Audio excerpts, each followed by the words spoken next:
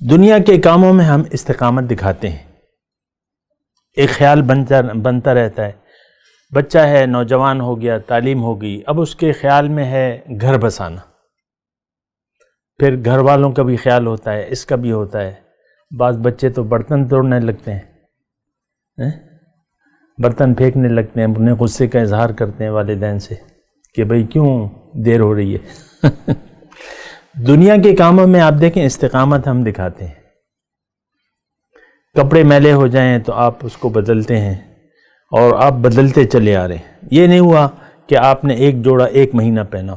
اعوذ باللہ من الشیطان الرجیم، بسم اللہ الرحمن الرحیم، اللہم صلی علی سیدنا محمد معدن الجود والکرم وآلہ وسلم۔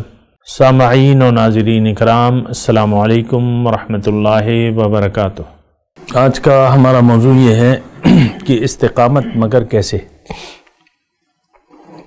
دیکھیں، استقامت دنیا میں بھی آپ دیکھیں، استقامت کا تعلق، استقامت کا مطلب یہ ہے کہ آپ ایک بات پر قائم رہیں، ایک بات پر قائم رہیں، پھر اس کے لیے کوشش کریں۔ دنیا کی میں بات کروں تو دنیا میں بھی ہم استقامت دکھاتے ہیں۔ دکاندار ہر روز جو ہے دکان کھولتا ہے، صبح جا کے گہری نیند سے اٹھتا ہے اور پھر تیار ہوتا ہے اور جاتا ہے۔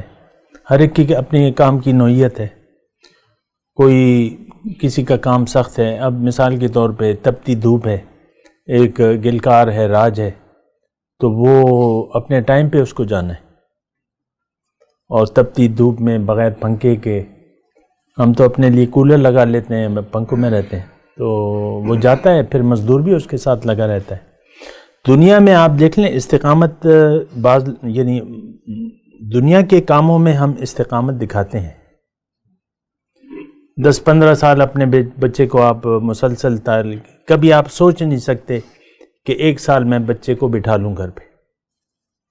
15 سال میں یہ نہیں ہو سکتا کہ میٹرک اس نے کیا اور آپ اسے آگے نہ جمع کرائیں اگلی کلاس میں، مطلب اگر آپ تعلیم کے ہوئے۔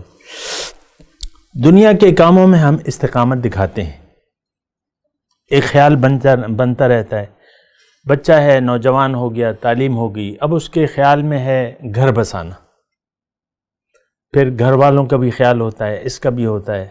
بعض بچے تو برتن توڑنے لگتے ہیں، برتن پھینکنے لگتے ہیں، اپنے غصے کا اظہار کرتے ہیں والدین سے کہ بھئی کیوں دیر ہو رہی ہے۔ دنیا کے کاموں میں آپ دیکھیں استقامت ہم دکھاتے ہیں، کپڑے میلے ہو جائیں تو آپ اس کو بدلتے ہیں اور آپ بدلتے چلے آ رہے ہیں، یہ نہیں ہوا کہ آپ نے ایک جوڑا ایک مہینہ پہنا۔ ہر کام میں ہماری استقامت ہے، کیونکہ ہم اس کی ضرورت محسوس کرتے ہیں۔ ہمیں نظر آتا ہے کہ یہ کپڑا میلا ہو گیا ہے، اب اس کو بدلنا ہے، بھوک لگ رہی ہے، اس کو کھانا ہے۔ کوئی اگر یعنی خوابوں کا شوقین بھی نہ ہو تو وہ بھی کھانا کھاتا ہے۔ چٹخاروں کا اگر کسی لت نہ ہو لیکن وہ بھی کھانا کھاتا ہے، مجبوراً کھاتا ہے لیکن کھا لیتا ہے، کیونکہ پھر اس کے ساتھ زندگی کا رشتہ ہے۔ دنیا کے کاموں میں ہم استقامت دکھاتے ہیں، اور جب کہ دین کا مسئلہ ہے تو یہاں آ کے ہماری ہمت جواب دیتی ہے۔ استقامت وہ نہیں رہتی جو دنیا کے کاموں میں ہم کرتے ہیں۔ تو دیکھیں، اب آج کا موضوع یہی ہے کہ استقامت مگر کیسے؟ تو دیکھیں، اس کا تو پہلے تو آپ دین کی ضرورت محسوس کریں، پہلے تو دین کو سمجھیں کہ دین ہے کیا، اور اس سے بھی پہلے اپنے آپ کو دیکھیں اور سوچیں کہ میں کون ہوں، میں نے کرنا کیا ہے، مجھے کس نے بنایا ہے اور کیوں بنایا ہے۔ اپنے اللہ سے پوچھیں۔ اللہ سے کیسے پوچھیں گے؟ قرآن ہے، قرآن کس سے پوچھیں گے؟ نبی اس کی وضاحت کر رہے ہیں۔ آج جو نبی کے راستے پر چل رہا ہے اس کے پاس چلے جائیں، کیونکہ دیکھیں زندگی کا تو موت حق ہے، زندگی کا اختتام ہونا ہے۔ اگرچہ آخرت پر ہمارا آج کے مسلمان کا یقین بالکل نہیں ہے، ذرہ برابر یہ ہمارا یقین نہیں ہے کہ روز قیامت ہمیں دوبارہ زندہ کیا جائے گا اور ہم اللہ کے سامنے اکیلے کھڑے ہوں گے، یہ یقین نہیں ہے۔ اب یہاں سے بے یقینی کی کیفیت شروع ہو جاتی ہے جب آخرت پر آپ کا یقین نہ ہو تو بات تو ختم ہو جاتی ہے. استقامت تو اب کیا مطلب ہے، آپ کو دین ہی کا پتہ نہیں ہے. دین کی ضرورت، آپ ایک بات کو نوٹ کریں کہ آج کا مسلمان، یہ برائے نام مسلمان جو ہے، یہ دین کی ضرورت محسوس نہیں کرتا. دین کیا ہے کہ آپ اللہ کی مرضی سے زندگی گزاریں.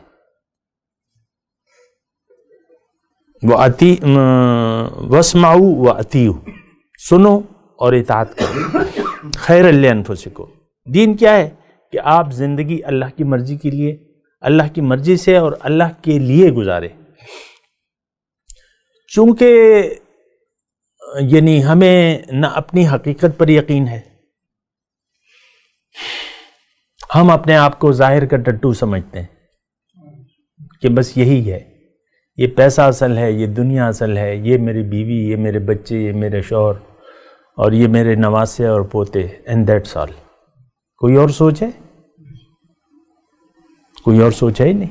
یہیں تک ہماری ذہنیت جو ہے وہ ظاہر تک محدود ہے.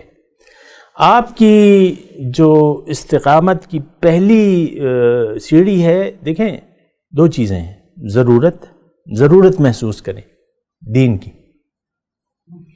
اور اللہ سے تعلق کی. ضرورت ہمیں نہیں محسوس ہو رہی، ہم سب اللہ سے کٹ کے جی رہے ہیں. اللہ سے جڑنے کا میں نام لیتا ہوں تو کسی کو سمجھ میں نہیں آتا.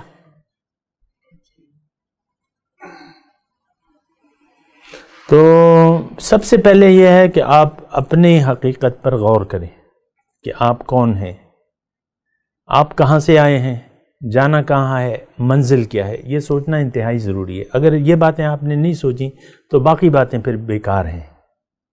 جو اپنے آپ کو پہچان لے گا وہ اپنے رب کو پہچان جائے گا. پہلے تو اپنی شناخت ہے کہ آپ ظاہر کے جادو سے نکلیں. یہ بس تھوڑے عرصے کے لیے ہے، یعنی جن حالات میں ہم رہ رہے ہیں یہ بس تھوڑا سا ہی عرصہ ہے، ایک دن یا آدھا دن قرآن کے حساب سے، یومن او بعد یوم. اس کے بعد نہ آپ خود ہوں گے، نہ یعنی آپ کا ظاہر بھی نہیں ہوگا، نہ بیوی، نہ بچے، نہ ماں باپ، کچھ بھی نہیں ہوگا. یہ سب ایک دوسرے کے دشمن ہوں گے، پہچانیں گے نہیں. تو یہ تھوڑے سے عرصے کے لیے یہ امتحان کے طور پہ آپ کو اللہ تعالیٰ نے یہاں امتحان کے طور پہ پیدا کیا ہے. اور امتحان، اگر آپ ایک تو یہ ہے کہ ہمارا امتحان کا موڈ نہیں ہے، عام آدمی کا امتحان کا موڈ نہیں ہے. ہم کہتے ہیں بس عیش آرام، زندگی گزر جائے گی آرام کے ساتھ، عیش و آرام. آپ دیکھ لیں کیا ہمارا معاشرتی رویہ کیا ہے.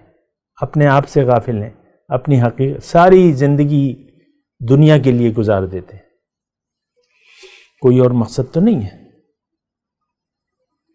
ابھی ایک شخصیت کا انتقال ہوا ہے جو آپ کو ہنساتا تھا، تو ساری زندگی بس ہنسانے میں گزار دی اس نے، اور ہر طرف سے میسیجز آ رہے ہیں، یہ لیجنڈ. یہ ہماری سوچ ہے. کسی عالم دین کی وفات پر اتنے میسیج نہیں آئے. صدر، وزیر اعظم، اپوزیشن اور سارے لوگ جو ہے اس کے گن گا رہے. لیجنڈ. یہ کون ہے؟ لیجنڈ. یہ ہماری سوچ ہے.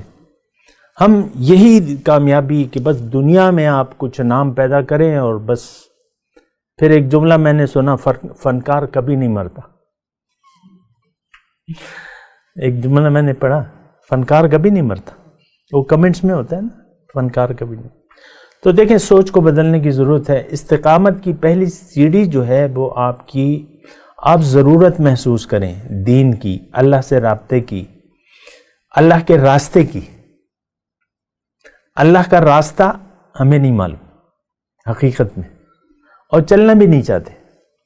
کسی کو اگر بتا بھی دو نا کہ یہ اللہ کا راستہ ہے، اس پر چلو گے اللہ تک، یار گورو با،